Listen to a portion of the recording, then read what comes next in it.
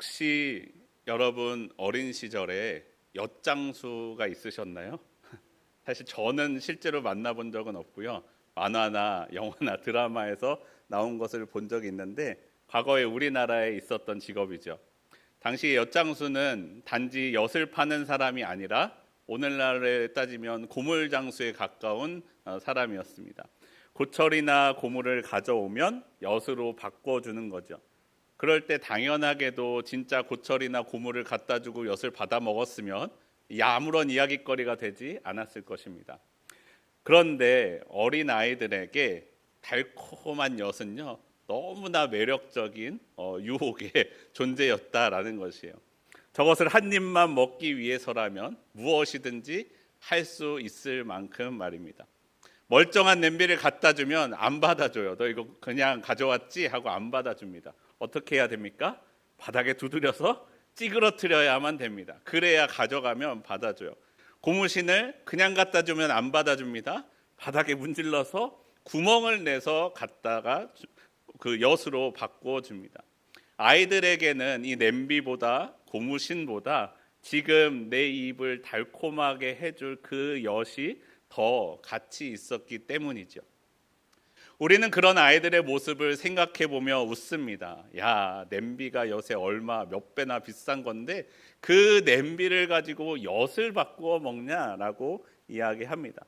그런데 여러분, 그럼 나는 오늘날 내 삶에서 많은 것들의 가치를 올바르게 판단하고 있을까요?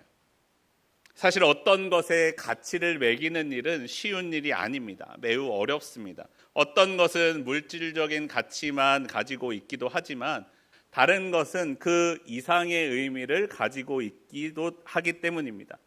오늘 본문에서는 에서와 야곱의 이야기가 나옵니다. 에서와 야곱은 어떤 가치를 중심 삼아서 살아가고 있을까요? 오늘 본문 32절부터 34절까지의 말씀 화면을 보시면 다시 한번 함께 한 목소리로 읽어보겠습니다. 에서가 이르되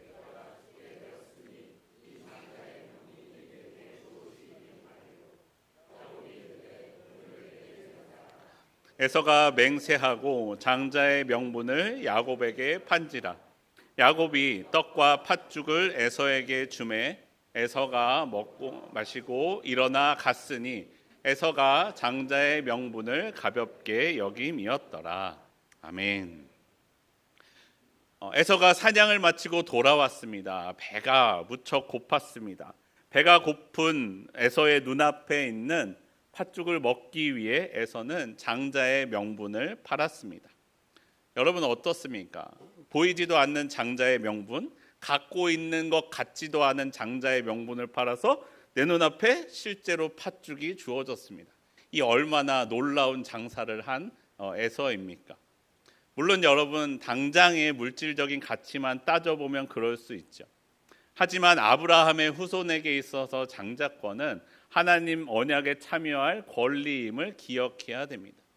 그리고 사람은 단지 그 팥죽과 같은 물질적인 가치만으로 살아가는 존재가 아닙니다. 사람은 영적인 존재, 의미를 쫓아가는 존재이죠. 육체적인 만족만으로는 결코 채워질 수 없는 영혼의 갈급함을 우리는 가지고 있습니다. 아브라함의 후예인 이삭과 그 아들들에게 장자권이라는 것은요, 단순히 아버지의 재산을 조금 더 형제들보다 더 갖는다라는 의미에서 그치지 않습니다. 아브라함에게 주셨던 그 하나님의 약속이 이삭을 통하여 그리고 그 다음 세대로 이어진다라는 영적인 의미를 함께 가지고 있습니다. 그런데 그것이 지금 내 눈앞에 보이지 않는다고 하여서 에서는 그것을 가볍게 여겼습니다. 중요하지 않게 여겼습니다. 여러분, 일본 IT 업계에는 이런 괴담이 있다고 합니다. 한 회사에 새롭게 경영 전문가가 부임하게 되었습니다. 이 사람이 회사의 비용 문제를 보다 보니까 전산팀에 많은 예산이 쓰이고 있는 것을 알았습니다.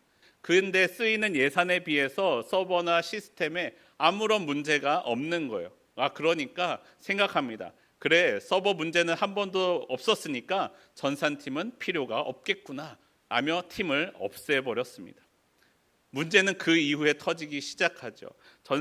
서버가 터지고 전산이 마비됩니다. 서둘러 다시 그때 그 담당자들을 모으려고 하였으나 이미 다른 회사로 이직을 했거나 다른 일을 구해서 돌이킬 수 없었습니다. 결국 복구에 3달 이상이 걸리고 천문학적인 비용을 부담해야만 했다라는 이야기입니다.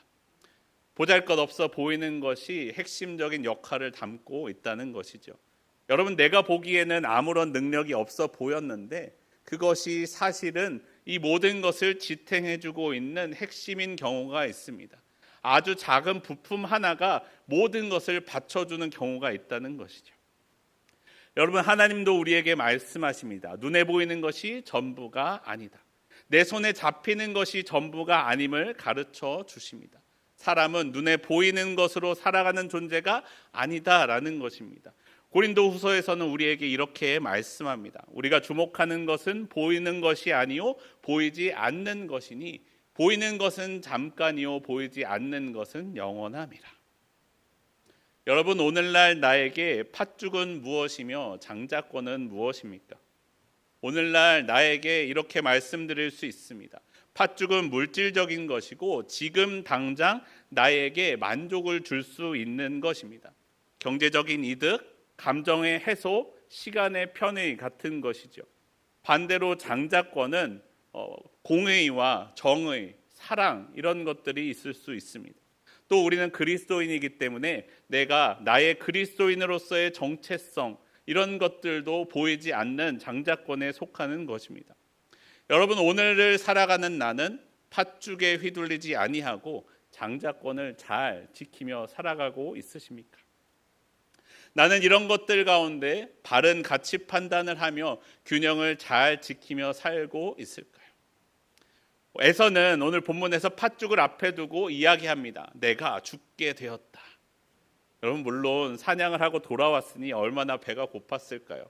힘도 들었을 겁니다. 하지만 지금 당장 급하게 이 팥죽을 한 끼 먹지 않는다고 해서, 아니 지금 당장 먹지 않는 것도 아니죠. 조금 있다가 먹는다고 해서 죽지는 않습니다. 물론 힘들고 배고플 수는 있지만, 그런데 에서는 그것 때문에 말하기를 내가 죽게 되었다라고 이야기합니다. 여러분, 우리도 그렇지 않습니까? 여러분, 죽겠다라는 소리 많이 하시나요? 여러분, 남들보다 좋은 집에 살지 않으면 좁고 불편해서 죽을 것만 같습니다. 남들보다 느린 핸드폰을 쓰면 답답해서 죽겠습니다. 아이에게 남들보다 덜 좋은 유모차를 태워주면 아이에게 미안해 죽을 것만 같습니다. 남들이 해외여행 갈 때 나는 제주도로 여행을 가면 부러워서 죽을 것 같습니다. 여러분, 정말 필요하면 할 수도 있고 가질 수도 있고 갈 수도 있지요. 하지만 많은 상황에서 문제가 되는 것은 무엇입니까? 다른 사람에게 겉으로 그렇게 보이기 위하여 자신의 능력 이상의 것을 원한다라는 것입니다. 그 일과 그 물건의 가치를 내게 필요한 이유 나에게서 찾는 것이 아니라 다른 사람들에게 보여지는 것들에서 찾습니다. 끊임없이 다른 사람과 비교하며 열등감을 느끼기도 하고 반대로 내가 저들보다 위에 있다며 우월감을 느끼기도 합니다. 단순한 결핍이 아니라 비교라는 것이죠. 그럴 때 우리는 가치의 본질이 아니라 보여지는 비교 우위, 비교 순위에 목숨을 걸고 있다는 것입니다. 필요와 담겨있는 가치를 생각하지 아니하고 남들이 하면 나도 해야 하는 다른 사람과의 비교의 도구로서 내 모든 가치와 물건들을 사용할 때가 있다라는 것입니다.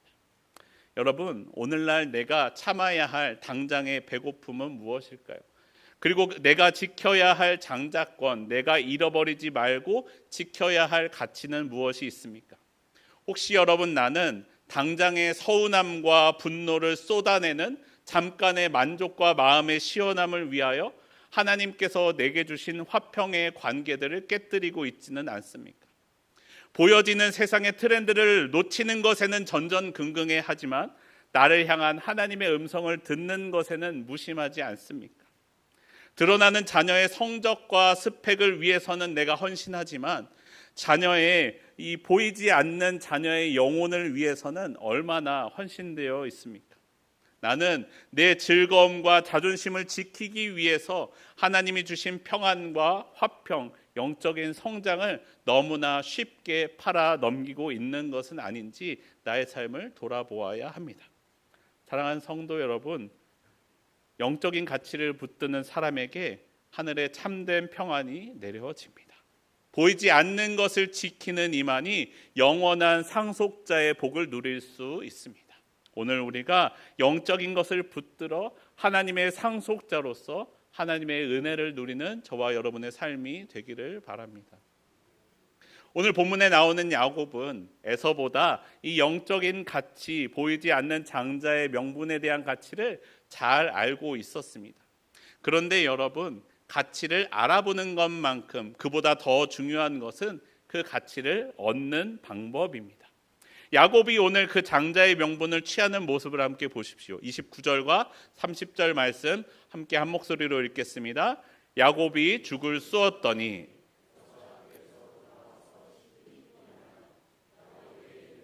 내가 피곤하니 그 붉은 것을 내가 먹게 하라 한지라.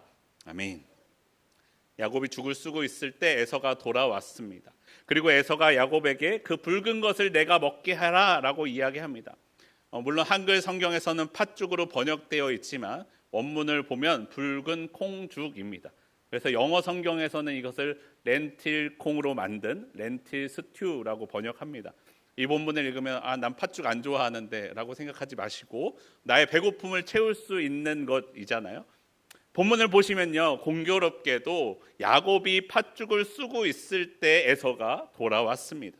요리가 다 끝나서 차려져 있을 때도 아니고 막 조리를 하기 시작해서 전혀 먹을 수 없는 상태도 아니었습니다. 아직 차려지지는 않았지만 어느 정도 조리가 되어 있고 먹으려고 하면 먹을 수 있는 상태. 딱 그 타이밍에 에서가 돌아왔어요. 마치 여러분 라면을 끓일 때 저는 잘 익어서 푹 퍼진 면을 좋아하지만 성질 급한 사람은 좀 덜 익고 꼬들꼬들해도 먹잖아요. 그 먹을 수 있는 그 상태. 그때 에서가 돌아왔다는 거예요. 때가 딱 맞게 돌아왔습니다. 그래서 어떤 분들은 이 사람을 잘 속이는 야곱의 성정을 생각해 볼 때 그것이 의도하고서 에서가 돌아올 그 타이밍에 맞춰서 요리를 하고 있었다라고까지 말씀하기도 합니다. 근데 정말로 그런 합리적인 의심이 들어요. 그런데 만약에 그렇지 않다고 할지라도 야곱은 그때 그것을 사용합니다. 형 에서는 배가 고프고 내 수중에는 잘 요리되어 끓고 있는 맛있는 죽이 있습니다. 이 음식에 대한 권한은 지금 나에게 있고 그렇기 때문에 이것을 사용하여서 더 높은 의미를 가지고 있는 장자의 권리를 취득하는 야곱의 그 행동은 하나님 앞에 합당한 일이었을까요? 목적이 선하다면 그 과정이 조금 부정하다고 할지라도 모두 다 용납될 수 있는 것일까요? 선한 목적을 위해서라면 형의 배고픔이라는 위기 상황을 이용해도 될까요? 야곱의 삶을 돌아보면요, 여러분, 야곱은 발 뒤꿈치를 잡는 자였습니다. 형이 먼저 나아가려고 할 때 발꿈치를 붙들고 자신이 먼저 나가려고 했던 자였습니다.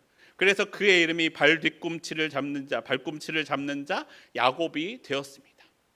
여러분 생각해 보십시오. 어머니의 뱃속, 어머니의 태에서 장자로 먼저 나오는 것 누가 정해주십니까? 하나님이 정해주시는 것입니다. 장자의 권한을 주시는 분은 하나님이십니다. 그리고 리브가에게 말씀해 주신 것처럼 큰 자가 작은 자를 섬기게 된다라고 말씀하십니다. 큰 자가 작은 자, 그리고 섬김을 받는 자와 섬김을 받을 자는 누가 정해주십니까? 하나님이 정해주시는 것입니다. 하나님이 세우시지 않는 사람은 없다는 것이요. 그런데 야곱은 발꿈치를 잡는 자였습니다. 하나님이 주시는 방법과 순리를 따르지 않으려고 하였습니다. 형의 발꿈치를 잡으며 형의 팥죽으로 형의 장자권을 얻어내려고 합니다. 발꿈치를 잡고 먼저 나오고 싶었던 그 일에는 실패했지만 장자권을 얻어내는 일에는 성공하였습니다. 단순히 이것은 발꿈치를 잡는 자라는 것은 하나님의 방법과 그 하나님의 때, 하나님의 시간을 신뢰하지 않는다라는 것입니다. 단순히 뒤따라가려는 것이 아니라 발을 내밀어서 누군가를 넘어뜨려서라도 내가 앞서 나아가겠다라는 인간적이고 기회주의적인 조급함을 상징합니다. 자신의 방법으로 자신의 시간에 그 뜻을 이루어내려고 하는 것입니다. 여러분, 야곱은요, 어머니 리브가와 함께 많은 시간을 보내었습니다. 그러니 아마 리브가가 받았던 그 말씀, 두 국민이 내 태중에 있구나, 두 민족이 내 복중에서부터 나누이리라, 이 족속이 저 족속보다 강하겠고 큰 자가 어린 자를 섬기리라 라고 받았던 그 말씀을 아마 여러 번 반복해서 들었을 것이에요.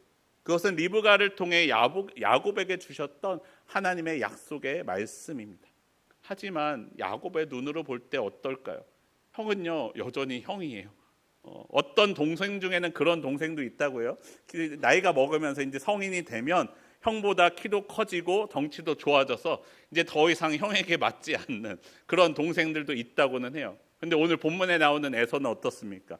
전신이 붉고 털이 잔뜩 났습니다. 그리고 강인한 사냥꾼입니다.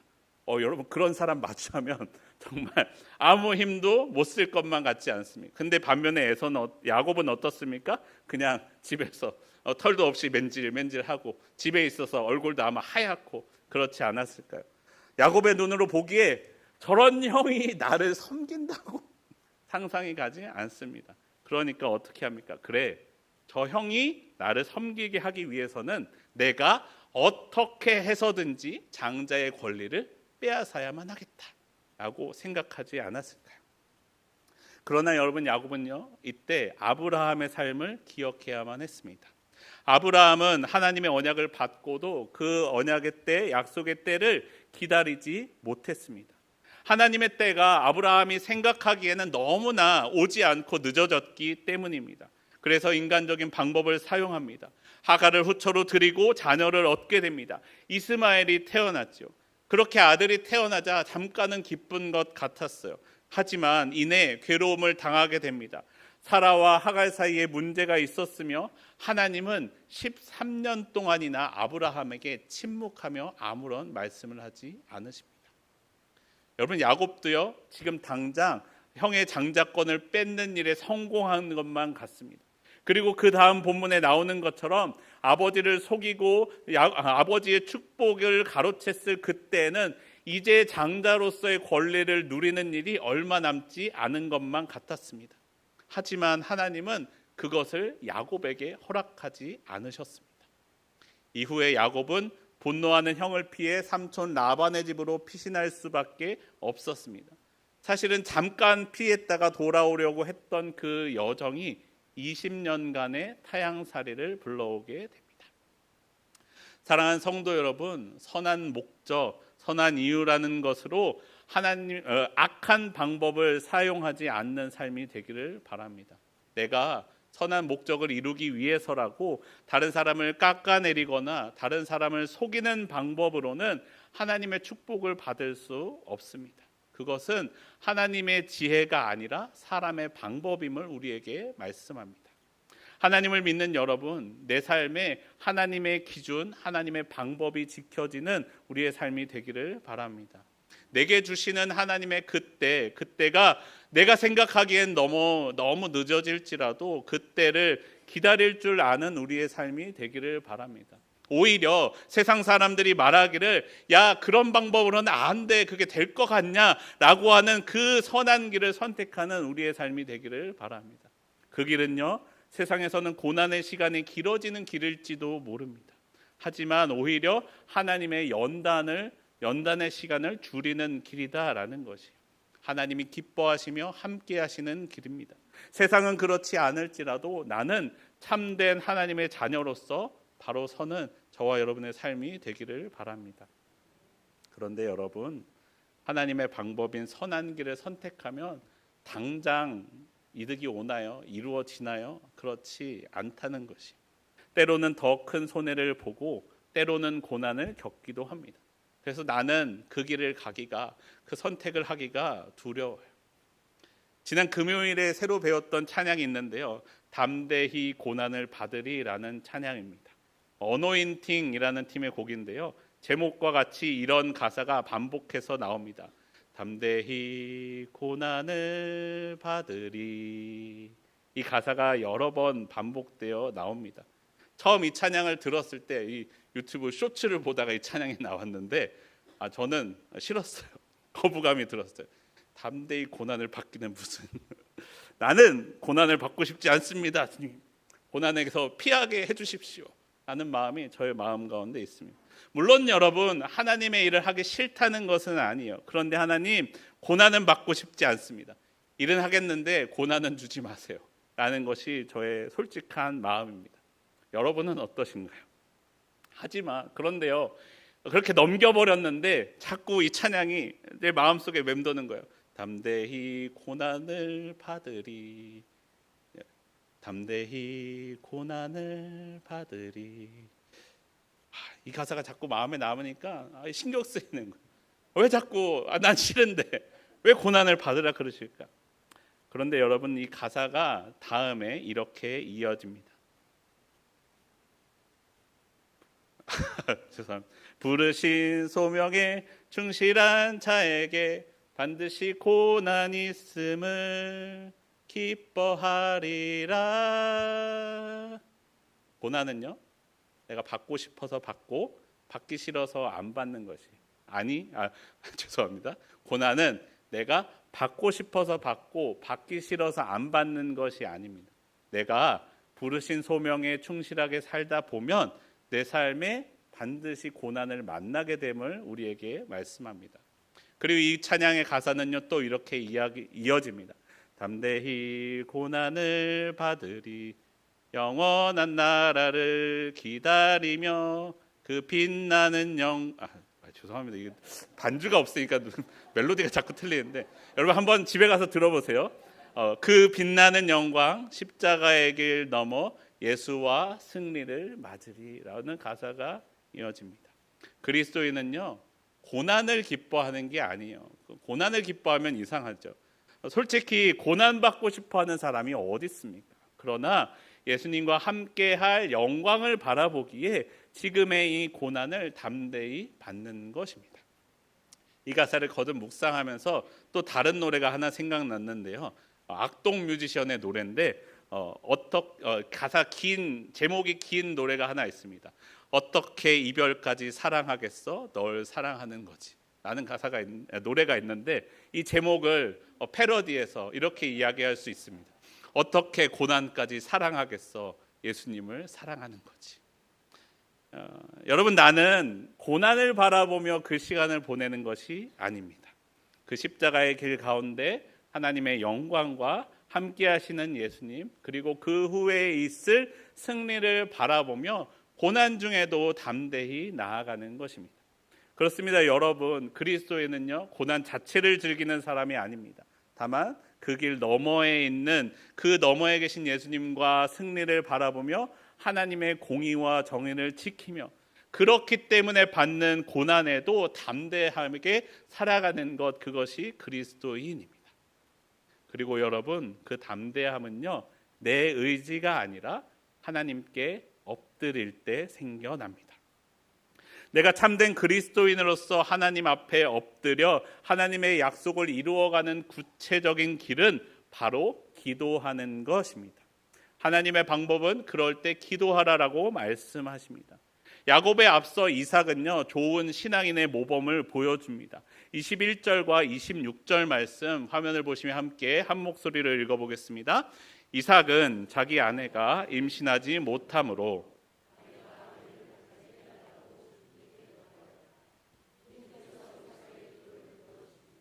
그의 아내 리브가가 임신하게 되었다. 리브가가 이 쌍둥이를 낳았을 때에 이삭의 나이는 60살이었다. 아멘. 이삭은요, 아브라함의 약속의 자녀였죠. 당연히 약속의 자녀가 아닌 사람과 비교할 수 있잖아요. 약속의 자녀가 아닌 사람 이스마엘이 있습니다. 그런데 성경 이 본문 앞을 보시면 이스마엘은 자녀를 12명이나 낳았습니다. 그리고 각 아들들이 족속이며 민족의 지도자들이 됩니다. 이스마엘은 12명을 낳았는데 리브가는 임신하지 못하고 있습니다. 당연하게도 이삭이라면 마음에 조급함과 간절함이 있지 않았겠습니까? 하지만 그때 이삭은요, 비교하지 않고 기도하였습니다. 21절에서 바로 이삭의 기도를 들어주셨다라고 말씀하니까 마치 금방 응답된 것처럼 나와 있지만 그렇지 않습니다. 20절을 먼저 보시면 이삭은 40세에 결혼했어요. 사실 40세는 그 당시 기준으로 상당히 늦게 결혼한 거죠. 지금도 40세가 늦은 편인데 그때는 정말 늦은, 매우 늦은 결혼입니다. 그러니 자녀에 대한 기도도 아마 바로 시작하지 않았겠습니까? 어쩌면 결혼하기 전부터도 기도했을 수 있죠. 그런데 26절을 보시면 쌍둥이를 낳았을 때가 60세의 나이가 되었다라고 말씀합니다. 그럼 일반적으로 생각해봐도 20년 가량을 기도하며 보냈다라는 것이죠. 그 후에 하나님의 응답을 듣게 되었다라는 것입니다. 여러분, 자신의 힘으로 이루려고 했던 야곱은 20년간 고난과 연단을 받아야만 했습니다. 하나님께 기도한 이삭은 하나님과 함께 20년간 기다림의 시간을 보냈습니다. 여러분, 내 인생의 근본적이고 근원적인 문제, 그 영적인 문제는요, 내 힘과 능력으로 해결할 수 있는 문제가 아닙니다. 내가 원하는 때에 할 수 있는 문제가 아닙니다. 내 힘으로 누군가의 발목을 잡아 끌어낼 때 해결되는 문제가 아니라 하나님이 일하셔야, 하나님이 주셔야 해결될 수 있는 문제입니다. 오직 하나님만 푸실 수 있는 문제입니다. 그렇기 때문에 여러분, 나는 내 손으로 붙들고 있는 저 발꿈치를 놓고 하나님의 손을 붙들어야 합니다. 그럼 하나님의 손을 붙드는 방법이 무엇입니까? 기도하는 것이죠. 손을 모아 기도하여야 합니다. 내가 저 발꿈치를 잡은 내 손을 놓고 내 손에 힘을 뺄 때 하나님께서 일하기 시작하십니다. 자신의 힘으로 문제를 풀려고 했던 야곱은 20년간 약속의 땅을 떠나 살게 됩니다. 그리고 다시 돌아왔을 때를 보시면 여러분, 야곱은 이스라엘이 되어 있습니다. 하나님과 겨루어 이긴 자라는 의미를 가지고 있기도 하지만 하나님이 다스리는 자라는 의미를 가지고 있습니다. 자신의 힘으로 발 뒤꿈치를 잡는 자였던 야곱은 하나님을 붙들고 하나님이 다스리는 자 이스라엘이 됩니다. 사랑하는 성도 여러분, 여러분은 어떤 인생을 살기 원하십니까? 내가 발 뒤꿈치를 잡아서라도 지금 당장 앞서 나아가는 인생입니까? 아니면 눈에 보이지 않는 더 가치 있는 것을 위하여서 하나님이 주신 그 약속을 믿으며 지금은 멈추어 서서 기도하는 인생입니까? 하나님 앞에 엎드려 기도할 때 하나님께서 하나님의 시간과 하나님의 방법을 신뢰하며 나아갈 때 하나님이 다스림 가운데 살게 됨을 우리에게 말씀합니다. 여러분, 오늘 저와 여러분의 삶이 보이는 것에 휘둘리지 아니하고 보이지 아니하는 하나님의 가치를 따르며 때로는 고난을 당할지라도 하나님의 방법을 믿음으로 행하며 기도함으로 하나님의 은혜 가운데 살아가는 저와 여러분의 삶이 되기를 소원합니다. 우리 함께 찬양하고 기도하겠습니다. 주님 마음 내게 주소서. 우리 가운데 주님의 마음이 있기를 소원합니다.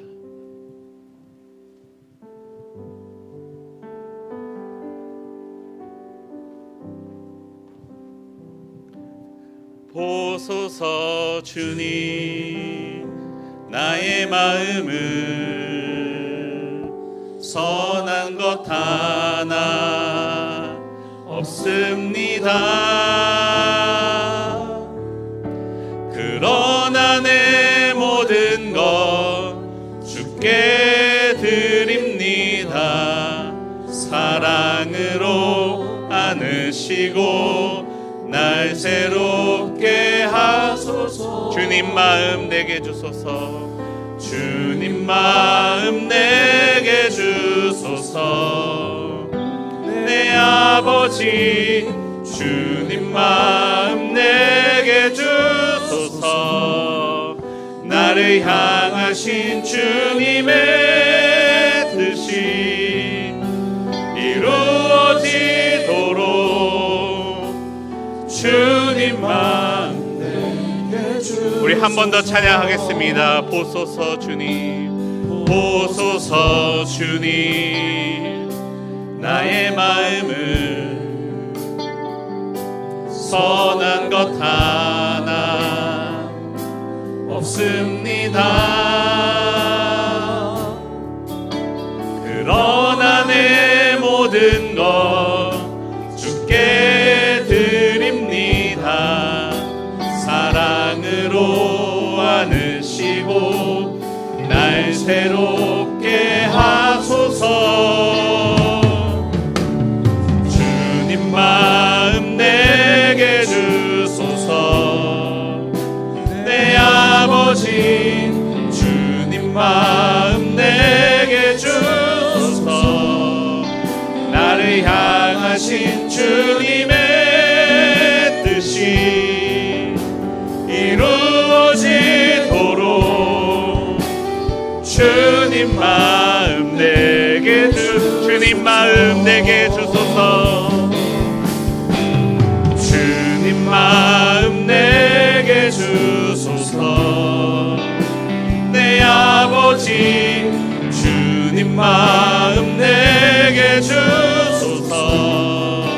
나를 향하신 주님의 뜻이 이루어지도록 주님 마음 내게 주소서. 여러분, 우리 함께 기도하기를 원합니다. 하나님, 내 마음으로는, 내 눈으로는 내가 보이는 것밖에 보지 못함을 고백합니다. 주님, 내게 주의 마음을 주사, 주의 눈을 주사, 그것 가운데 있는 참된 영적인 가치를 발견하게 하여 주시옵소서. 하나님, 내 마음으로는 고난을 선택하는 것이 되지 않습니다. 하나님 마음 내게 주셔서 하나님의 길을 선택하는 주의 자녀 되게 하여 주시옵소서. 주님, 이것이 내 능력으로 되지 아니하오니 주님께 기도합니다. 나를 도와 주시옵소서. 우리 함께 기도하겠습니다. 주여, 주여, 주여. 오 하나님 아버지, 내게 주의 마음을 허락하여 주시옵소서. 내게 주의 마음을 주시옵소서. 하나님, 내가 못함을 고백합니다. 주님, 내가 볼 수 없음을 고백합니다. 주님 눈 내게 주시고 주님 마음 내게 주시고 주의 능력 내게 주시옵소서. 하나님, 내가 주님 붙들고 나아갑니다. 하나님, 두려움 가운데 선택하지 못하는 주님의 바른 길을 내가 믿음으로 선택하게 하여 주시옵소서. 주의 마음 내게 주사 주의 능력으로 살게 하여 주시옵시고, 하나님의 길 가운데 살아가는 주의 자녀 되게 하여 주시옵소서. 하나님, 오늘 나를 붙들고 내게 주의 은혜 가운데 살게 하여 주시옵소서. 하나님 아버지, 내가 기도함으로 그 시간을 나아가오니 주여 말씀하시고 역사하여 주시옵소서. 하나님, 나를 붙들어 주사 하나님의 능력 가운데 사는 참된 주의 자녀 되게 하여 주시옵소서. 아버지, 나를 사랑하시는 주님, 오늘 내게 말씀하심에 감사합니다. 주님, 내게 주의 눈을 주소서. 주의 눈으로 보게 하소서. 주님, 내가 나의 힘으로 고난을 선택하는 것이 두렵고 겁이 나기만 합니다. 주님, 내가 그럼에도 불구하고 주님 바라보며 그 길로 나아가오니 주님, 나와 함께하여 주시옵소서. 주님, 내 능력으로 되지 않음을 고백하며 주님께 기도하오니 나의 기도를 들으시고 이 고난 중에 있는 나와 함께하여 주시옵소서. 우리 주 예수 그리스도의 이름으로 기도합니다. 아멘.